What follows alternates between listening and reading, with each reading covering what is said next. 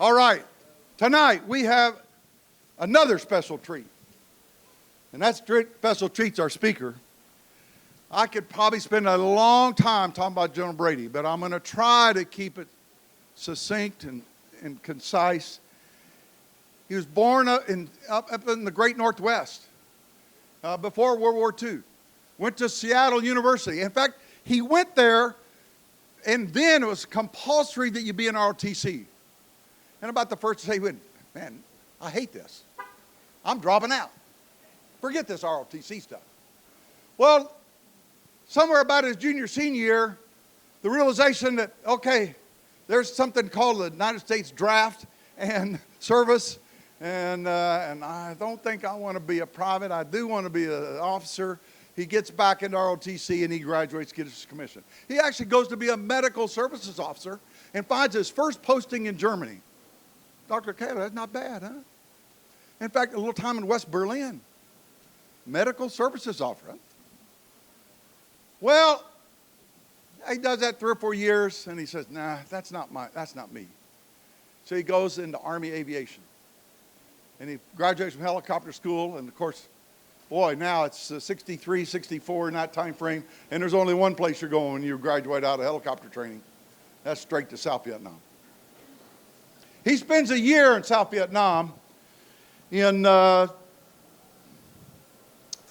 January 64 to January 65. He's a captain, young captain. He's working for a Major Kelly, who is really his hero and the leader of the detachment and just an awesome guy. Dust off. Major Kelly gets killed. In fact, the commanding officer then calls in young Captain Brady and says, you're in charge. You're the det commander.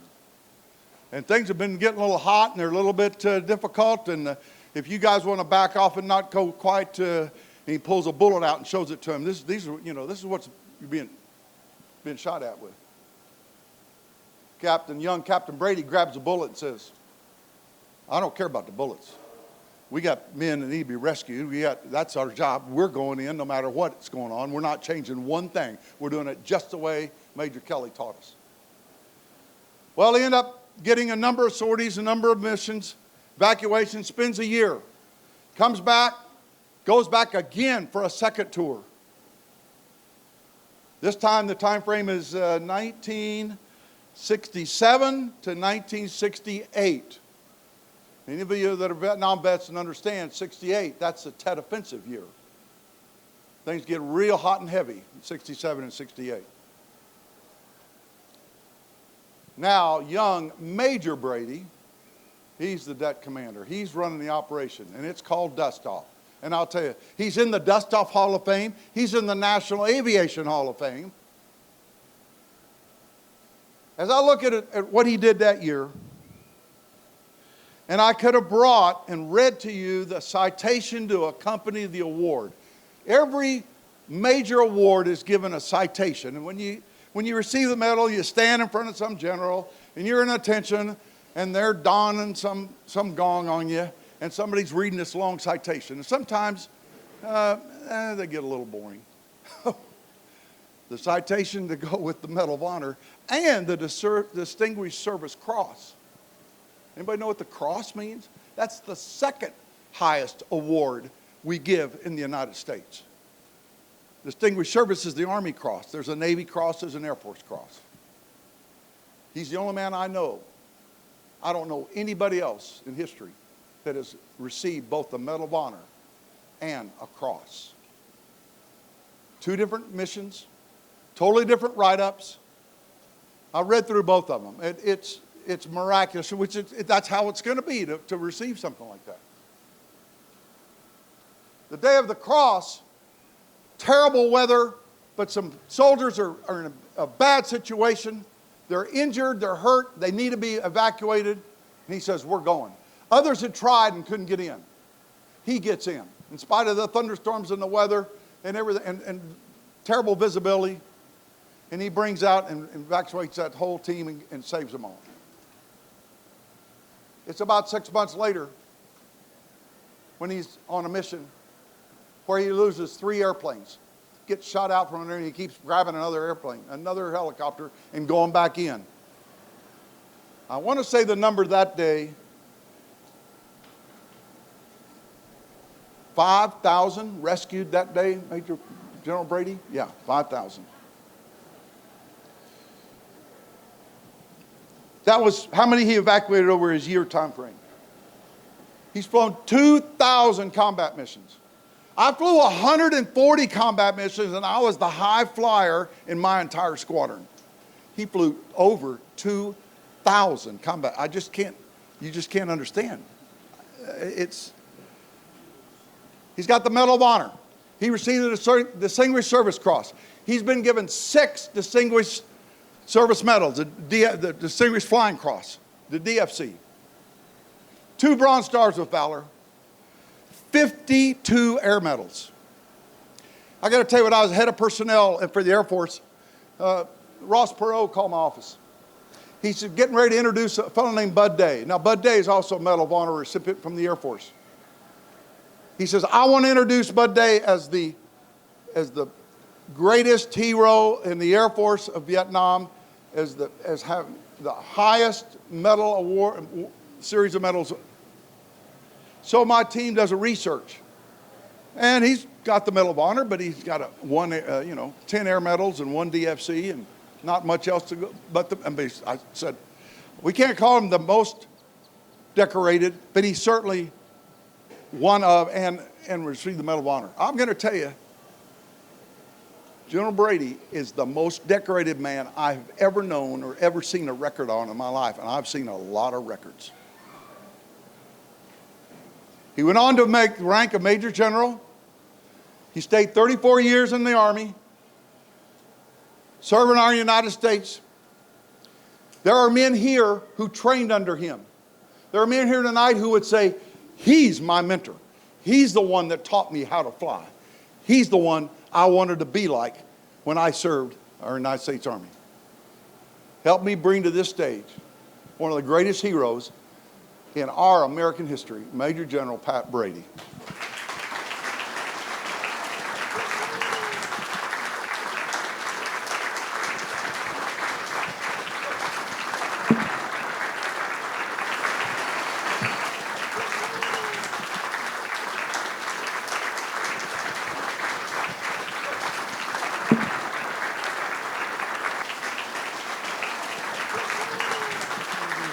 Is this the one that works? Okay. Damn, I love to hear what a fine fellow I am. I just wish my wife could be here to hear. But more than that, I wish my wife's mother could be here. I'm going to talk to you about tonight about courage, why it's important, where does it come from, define a hero for you, and mainly I'm going to talk about faith in combat. I got over, as he may have mentioned, I got over 85 medals, 65 of them combat related, 12 for valor. All of them, every single one, is a result of my faith. Early in life, I was kind of on my own. And when you're on your own a lot and you turn for here and you turn there, the one place I could always turn was the good Lord. And he was the one that was responsible for any and everything that ever happened to me. Now, this thing we call courage, they say that every hero must at last become a bore. So those of us who wear the medal, in order to keep from becoming bores, we've gone across this country to talk to young people about values. Over the last 15 years, thousands of kids and everything, and I always start out with courage. And when you look out at a bunch of young people, they know immediately that they're not all born equal. Certainly not in terms of ability, certainly not in terms of opportunity. But none of that matters, because in the one way that does matter, they are all born equal, and that's in matters of courage. You can have all the courage you want. Can't use it up. and it's the key to success in life. Now, once you realize that, it indelibly stamps mediocrity and failure as a matter of choice and not chance. Courage is a decision. Fear is an emotion. A life well lived is a life of good decisions. That's pretty easy to understand, I think, but the issue then is, where does it come from? Why are some people courageous and others are not? And by the way, if I had to identify the one thing is the greatest danger to this country, it's a lack of courage on the part of a lot of people. Sheep will be led by wolves, and that's not the way it should be. But I would always tell the young people that the key to courage for me was my faith. It was a substitute for fear. It gave me a confidence to do things. It was a source of comfort to me for all the things that you see in combat. It gave me confidence and allowed me to do things that for me otherwise would have been impossible. So when I talk about my faith, I tell the story about a football player. He was not a very good player. His team was going to a bowl game many years ago, and he got word along the way that his father was very ill. So the young man turned around and went home. His father died, and after the funeral, he rejoined the team. The team, a very important game, not a good player, begged the coaches to let him play. And so in remembrance of his father, they said, we'll put him in, and then we'll get him out before he does any damage. He played sensationally. In fact, he scored the winning touchdown. The coaches, of course, were delighted, and they got him and said, young man, how did you do that? And he said, my father was blind all my life, and this was the first time he could see me play. That young man had faith that his father was there watching him play football for the first time, and that faith gave him the courage to perform like he did. The other thing that we try to pass on to these young people about is, how do you define a hero?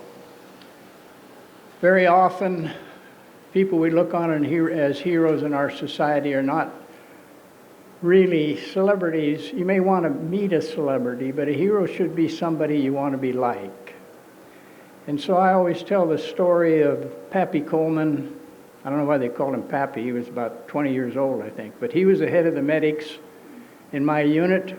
This is a unit of 40 men. We had 6 helicopters. At any one time, we had 3 flyable. We had an aircraft shot up about every 3 or 4 days. 40-man detachment, 26 Purple Hearts. In a 9.5-month period, they carried over 21,000 patients. So they were busy. And the guy that was responsible for those patients and the medics was Pappy Coleman. On one mission, Pappy jumped out of the helicopter, and he had a chicken plate on. They shot him in the chicken plate, knocked him down. He got up, went back for the patients, shot him again, knocked him down again. He got up again to go get those patients. They found the sniper and they killed him. He got all the patients on board. Another mission, he jumped out of the helicopter to go get the wounded, and he took a round right through the lips.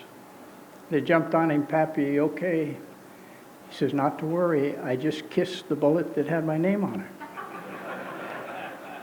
it. He's with me in a minefield, and things are going pretty good.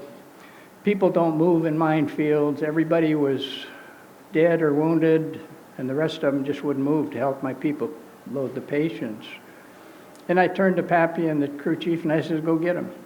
So he went through the minefield, started dragging the patients to my helicopter. And things were going pretty good, and then boom, we don't know if it was command detonated or they stepped on it. But they had a litter with I think the guy on it was dead, but he took most of the blast, but it blew those guys up in the air. I thought they were going to go through the rotor blades. They landed. Pappy's pants were on fire. He put out the fire, and back in to get the rest of the patients. I took them all to the hospital. Now, why is Pappy a hero? 3 Silver Stars, 3 Purple Hearts, personally responsible for managing the rescue of 21,000 wounded people. He's in the Aviation Hall of Fame. Pappy was called after 18 years of service, 2 years to get his pension. His family said, "We've got problems, you have to come home and take care of the family." He gave up his pension. He could have been Sergeant Major of the Army. He gave up his career. He gave up everything to go home because his family needed him. So why is he a hero? He's a hero because he was a good person. And we ought not to ever look on anyone as a hero unless they're not also a good person. Now, I don't want you to get the idea that courage is a guy thing. It's not. Physical courage can win a ball game or a battle. Moral courage can change the world. In my life, it was the women. My wife was the great hero in my life. I've known every Medal of Honor recipient from beyond World War I, and she was in my life really, truly the greatest hero. I don't think women know what the 2 o'clock in the morning courage that Napoleon talked about is.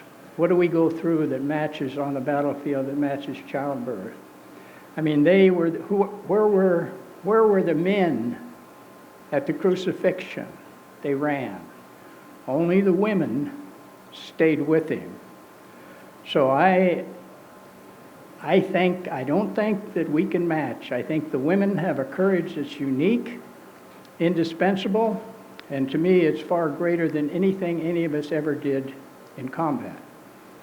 Now, having said that, they can be a pain in the ass.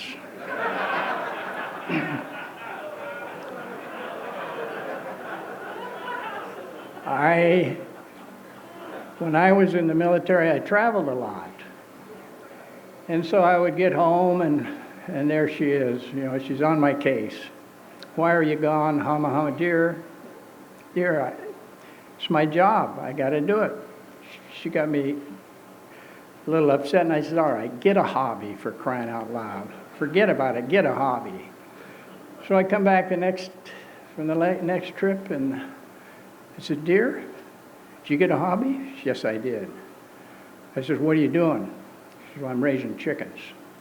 And I said, "Now, she's a city girl, I'm a country boy. Show me." So out in the backyard, and sure enough, there's 2 roosters and 1 hen. And I says, "Dear, I think you're missing the point." She says, "No, you're missing the point. One of those roosters travels a lot."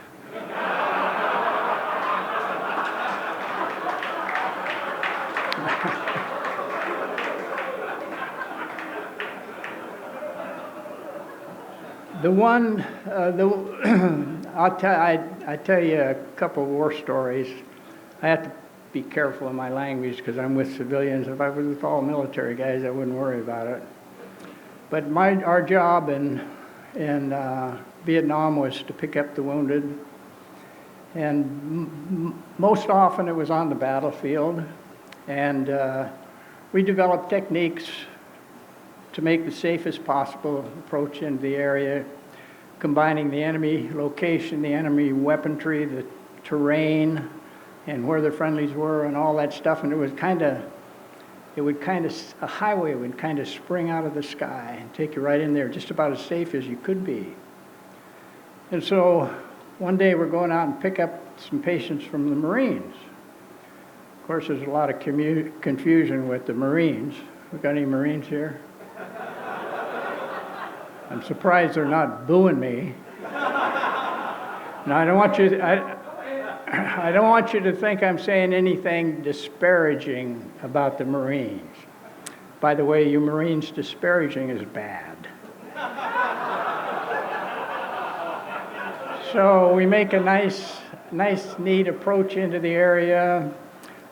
up a riverbed, jump over the trees, you turn your fire into the enemy, you sit down. If you've ever been in a deal like that where everybody's shooting and shouting and you're worried about the patients and getting them on board and getting out of there, you know what it means to pucker. And so those of you who are veterans or aviators out there, you know what it means to pucker. Puckers when the cheeks from the lower part of your body slowly begin to envelop your ears. We're sitting there all puckered, and you're sitting up in the air, and everybody's crawling around. And I look over at my co-pilot. You try to make yourself as small as you can. And he's all shrunk up over there, but his head is going like this, all over the cockpit. Back to the patients, let's get them on, let's get out of here. And back to my buddy, and there he is. I couldn't help myself. I just laughed out loud. And he didn't miss a stroke. His head's still going like that, and he said, "Laugh, you son of a bitch, but it's harder to hit a moving target." By the way, that's a true story. And that co-pilot became very famous, internationally famous, not only because he married a nurse in Vietnam, but because his helicopter was the one that got between the White House and the guy who stole that helicopter many years ago. So when I say faith is the key to courage, and I'll give you a couple examples of missions that will kind of tell you what I'm trying to say. When we went back to Vietnam, the second tour, the weather and the nighttime, we were in the mountains. Weather and nighttime was killing more of our pilots than the enemy. And I got a bunch of young pilots. They all graduated from flight school on the same day. They're in combat 2 months later. All their names started with S, and they thought they were handpicked to fly dust off. I mean, give me a break. Somebody just grabbed them and gave them to me. And teenagers, some of them warrant officers. And so I know that at night in weather in those mountains, they are not going to give up. They're going to push themselves as hard as they can, as far as they can, and they're going to get killed. And so I'm praying like crazy, Lord, how do we handle this? So one day, in the morning you had the low valley fog, the afternoon you had the fog on the top of the mountains, and of course night weather was even worse. I get a call for a kid who's on a mountaintop. He'd been bit by a snake. He was going into convulsions, and so as I got out to the area, the clouds were down about 500 feet over the top of the mountain, but it was clear in the valley below.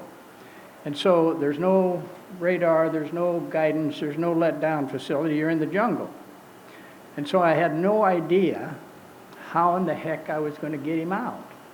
And I'm asking the good Lord, God, show me how. So I would start up the mountain. You know, as you know, if you're in the clouds and you can't use your instruments, you don't know if you're upside down or right side up. But I knew I could always fall into the valley and I would break out and be VFR. So I'm going and they're screaming at me. And finally the crew says, they're really getting nervous. I said, okay guys, one more time. We'll give it one more shot. Back into that stuff, and this time I was blown by a gust of wind sidewards, and I was looking, really thought we were going in. I was looking for a hole in the trees so that we could go in, and guess what? I could see the tip of my rotor blade, and I could see the top of the trees. I had 2 reference points. I knew I was right side up. So I just turned that sucker sidewards, hovered up the mountain into the area, got the kid out, and got him to the hospital, and as far as I know, he lived. That took care of one killer, the daytime low valley fog and the afternoon buildups on top of the outpost. That was what made the Medal of Honor different than everyday flying for us, is because I did that. They said, He blew away the smoke, or he blew away the fog, blew away the cloud. How the hell where does it go? I mean, where does it go? The key was I could see 20 feet in that stuff, far enough to see my rotor blades and the top of a tree. So from that time on, day weather never gave us a problem. We would find a trail, we would find a riverbed, we would find something. We'd go into that stuff, turn it sideways, and we work our way up. So that solved that problem. The other problem was the night weather missions.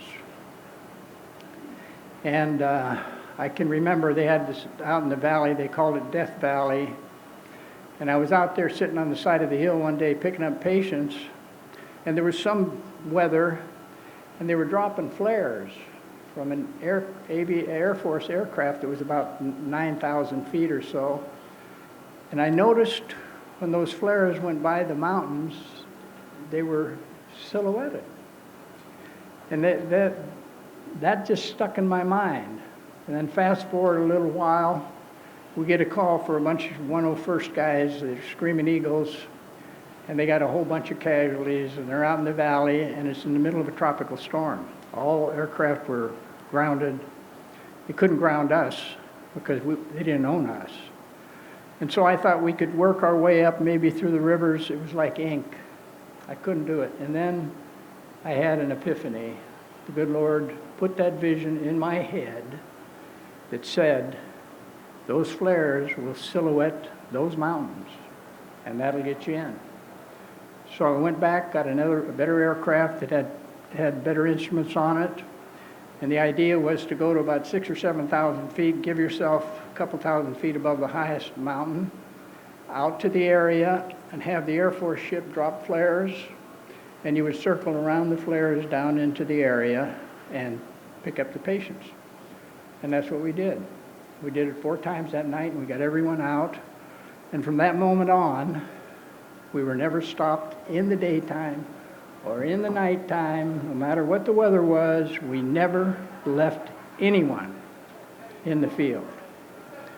So the other thing that I think that's, that was 2 epiphanies, when the good Lord blew my aircraft sidewards and when he put that vision in my head for that second to get through the weather at night. The other thing we find as we go out and talk, and I could tell you war stories from, I'd rather listen to those guys sing, to be honest with you. But I'll tell you one more war story. The thing that we find kind of prominent, we've got a lot of kids out there, and we talk to the kids in the school. We have a lot of them that are not patriotic. They wouldn't fight for their country. They don't believe we're an exceptional nation. There's a percentage of them that believe that we started World War II. And I could go on and on and on, give you statistics like that. But there's no future for this country or any country if we don't grow patriots. You got to have them. A patriot is not someone who says they love their country. A patriot is someone who will support and defend their country. And a democracy cannot survive, period, without patriots. And so when I talk to the young people about patriotism, I tell the story of Webster Anderson.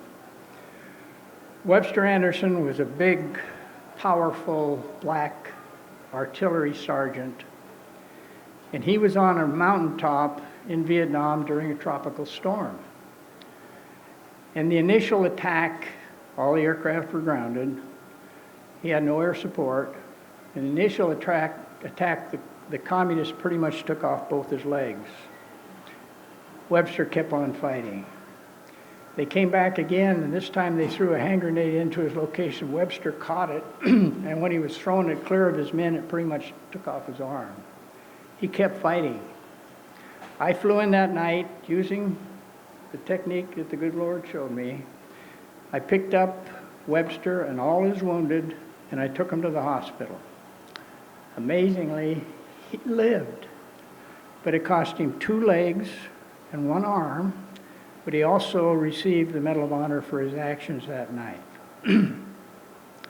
Webster and I became very close, and we would travel around talking to the young people across the country, And around Memorial Day one year, we're in Oklahoma in a school there talking to the kids. And Webster he was more plastic than he was flesh. I mean, all the way up his body. They didn't have good prosthesis in those days. One arm was just a cane. But he insisted on standing up. The guy could walk.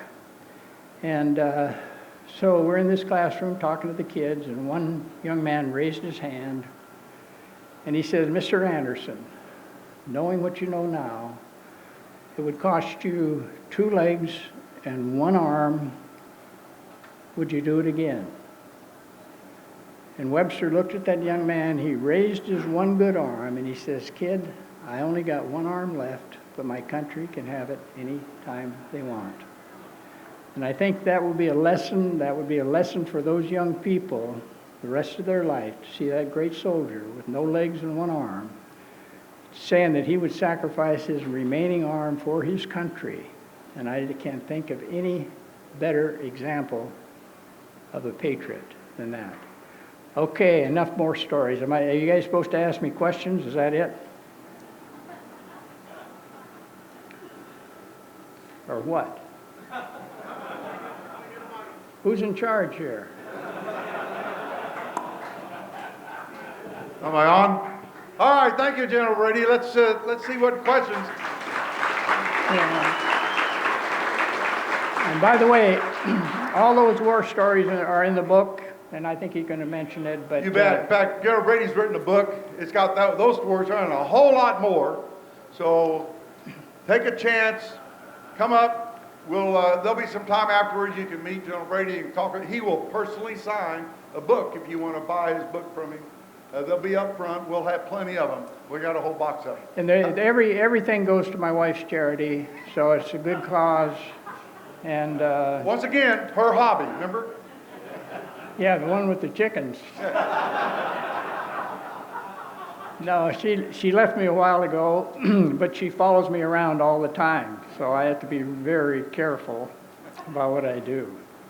You want to tell us about that particular day in January of 1968?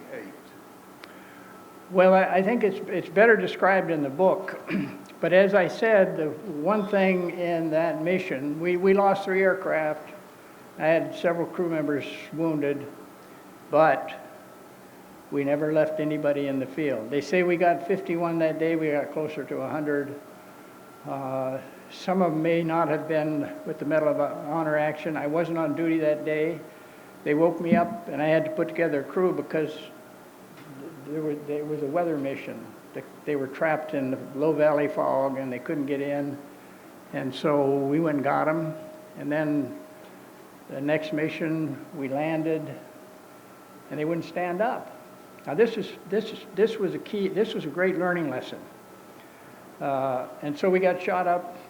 We jumped out of the area. The aircraft was flyable, although we found out that there was only about that much between the controls, and one of the rounds or several of the rounds went through the controls.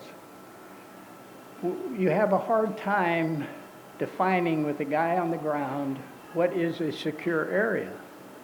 I mean, this poor beggar is down there in the mud and the grime. If he can get a 50 yards or 100 yards, he's happy. Well, a helicopter will take a quarter of a mile or more to get in that area.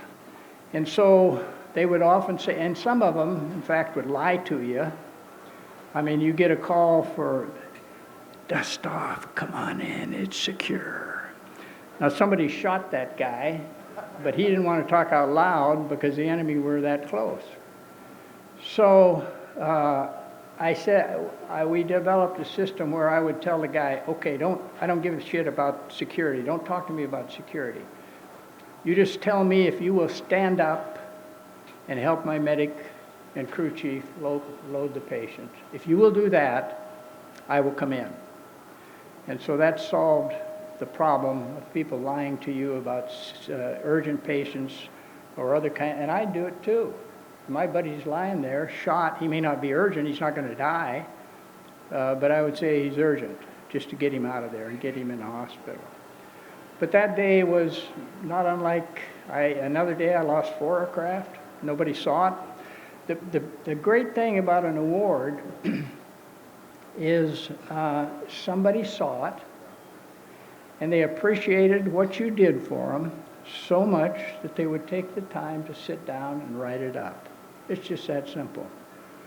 And people ask me oftentimes, how did you feel when you're up there with the president and he put the medal around your neck? And I said, I tell you how I felt. I was embarrassed. Because I'm looking out here, there's 4,000 or 5,000 people there on the lawn of the White House, and out there is a bunch of guys that I flew with in Vietnam, a bunch of my medics who did everything I did, and then some.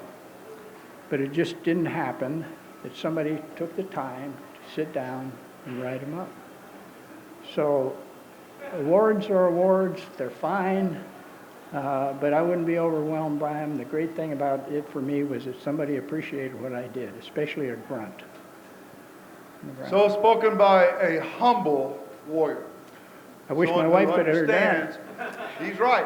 Every day might have been, could have been written up, but somebody took the time to write that one and tell that story. And it's a story significant enough for the Medal of Honor to be awarded. How about some questions? Anybody? Okay, I'm going to use the mic because the hands go in. No questions? Got one right here. Oh, all right. How did your faith grow during the time, either in combat or as you returned? Did you feel a growth in your faith? No, you know, I always, from the time I was a little guy with Sister Marianne Patricia in the first grade, I always believed. Now, I didn't always behave like I believed, but I damn sure did believe. And my faith was never shook. And I thought, if I get killed doing this, so what? What better way to die than rescuing your fellow wounded soldiers? I've been almost dead many, many times, but I'll tell you for sure, I was never, and my friends, fellow recipients hate to hear this, and they tell me I'm full of crap, but I was never afraid in combat. My faith was a substitute for fear. That's firm. If I got killed doing what I was doing, you were concentrating so hard on that aircraft and that terrain and that enemy and all the stuff that was going on that if you got killed, you might not even notice it. You'd be so damn busy trying to get that thing in there and get those people out. So no, I was never. Now, I've been afraid. You better believe it. You get in the ring with some jarhead that's got a protective padding around his head. He outweighs you by 30 pounds. Whoever weighed us, I'd like to get him. And you're wondering, how in the hell am I going to hurt this guy? That's fear. But not in the cockpit. Not in the cockpit. Never happened. I understand that, sir. You and I are blessed to be in the rescue business. So I look on my year in Vietnam as one of the greatest years of my life because I spent most of it as a Sky Raider pilot doing search and rescue.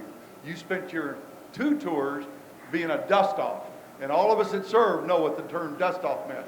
When you're on the ground and dust-off's coming, you know you're about to be saved and be taken back to a hospital and maybe live instead of die out there in that jungle. Yeah, the truth is, it was a system that we refined. It took us a while and there were some hard lessons learned, but it was a system that we refined so much. Survival rates were unmatched in any other war. To this day, if you were shot in a jungle in Vietnam, your chances of survival were greater than if you were in an accident on a highway in America. That's just a fact. From the time the guy was shot until we had him in an operating room in my area was 33 minutes. And you hear about the golden hour, we cut the golden hour in half. So I don't care if he had his legs off, I don't care if he had a second chest wound, belly wound, I don't care what. We're going to get him in the operating room alive, and that physician's going to save his life. And so it happened. Yeah, and how much time we got here? Sir, we got plenty of time. I tell you another faith kind of thing that I had another medic besides Pappy. And by the way, I'll never forget one night I get a phone call. It was the night my beloved San Antonio Spurs had kicked Miami's ass. in the finals of the NBA. So I am a happy camper. And I get a call, and it's Rose Coleman, it's Pappy's wife, and she says, Pappy's dying.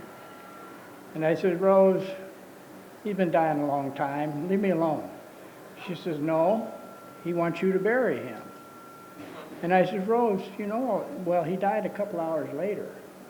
But he wanted to be buried in Turkey Creek, Kentucky. He had some very strict instructions to me on how to do it, what he wanted to wear, his grandson's uniform, etc. They don't speak English in Turkey Creek, Kentucky. I'm not kidding you. And it was an ordeal, but we got him buried with everything he wanted. I got another medic. His name is Hook. And I have to say, if he's a big, tall, gangly guy, I don't know if he got through grade school from Iowa, Wellsburg, Iowa. He became the postman there in later years. I just love the guy. And so we're on one mission one time, and it's a secure area. And so we landed, and two snipers jumped up out of fly traps on each side of the aircraft and shot my crew chief and shot my medic on both sides of the aircraft. And so I jammed the aircraft into a kind of a little keyhole in front of it, and they killed the guys. And I look at the medic, and the crew chief is hanging in his harness, and I think he's dead. And I don't want to leave without him.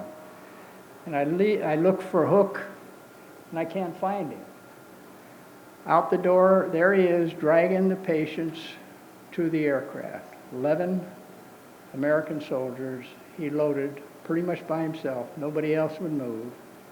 And then he gets on the aircraft, and they're all stacked in the back. And I look back there, and he's shot in the back, and he's bleeding. And I'm thinking, and my co-pilot was having some issues. And so I'm thinking, damn, I got to get this out of here. And I had to come almost straight up. And what I had to do was I grabbed one of the wounded guys, and I pointed to his first aid packet, and then I pointed to the hole in Hook's back, and I said, plug it. He couldn't hear me, but he knew what I wanted him to do, and so he did. He plugged it. So we took him to the hospital. His birthday was the same day as my birthday, and so I went to see him in the hospital and said, what do you want for your birthday? He said, I want a new jacket. You got mine shot up. Now, fast forward, he's out of the hospital and he's back, and here's the coast and here's the mountains back this way. And sometimes communication wasn't good, FM radios, direct site, etc. And I'm working the coast, flat terrain, and I said, I don't know why. Have no idea why. But I was worried about Dust-Off 5-2. And it turns out that Hook was on that aircraft. And so I called the control, and I said, where's 5-2? They said, he's out in the valley. And I said, everything okay? Yes, it's okay. So we went about our business to picking up and refueled, and I called him again. Something was telling me something was not right. Have no idea what it was. So finally I said, they told me once again, everything is cool, haven't heard a word, and I said, I'm going to go find out. You don't do that because it takes a resource away from something, and it could be a kind of a waste. So I pulled up above the mountain. As soon as I got above the mountain, all hell broke loose. And they were at the end of a little runway, and a mortar hit the aircraft, wounded everybody in it, blew Hook 20 or 30 feet from the aircraft. His head was full of shrapnel from the mortar round, and I got to figure out how to get in there. So here's what we did. Visualize there at the mortar. The guy with the mortar's got him registered, obviously, because he just hit that bird that was sitting on the ground. So I said, here's what we're going to do. And I told them, get all the guys on the ground, get my patients together. I didn't know how bad Hook was hurt at the time. And I'm going to come in and land on the south end of the strip, and I'm going to sit there as long as I can, hoping that they would re-register, and then I'll scoot up to where the patients are. You guys load them, we'll get out of there. That's exactly what happened. And in fact, they started mortaring the south end just a short time after I left it. We got them all on the aircraft. Have no idea why I was worried. Have no idea. But if we had not landed, got there when we did, to the day he died, he had all kinds of shrapnel in his brain. But the other miracle was there was one neurosurgeon in Vietnam at the time, and he was at our hospital. And so I took Hook in there. We got him in the operating room, and the chaplain says, "You want to go in with me?" I says, "No, damn, I can't look at that."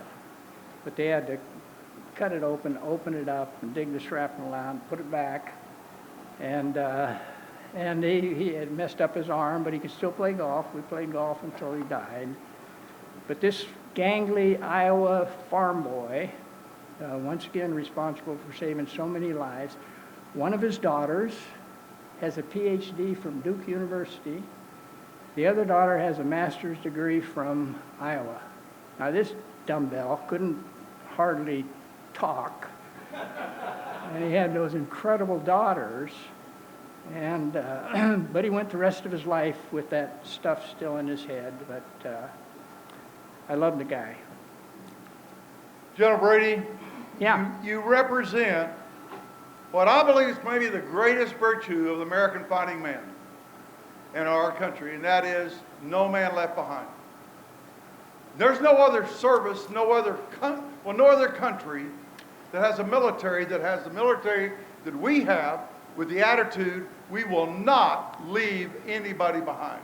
And that's what Dust Off, that's what you especially, as kind of the King Dust Off pilot that ever lived, represent. No one left behind. We will bring all of our own home.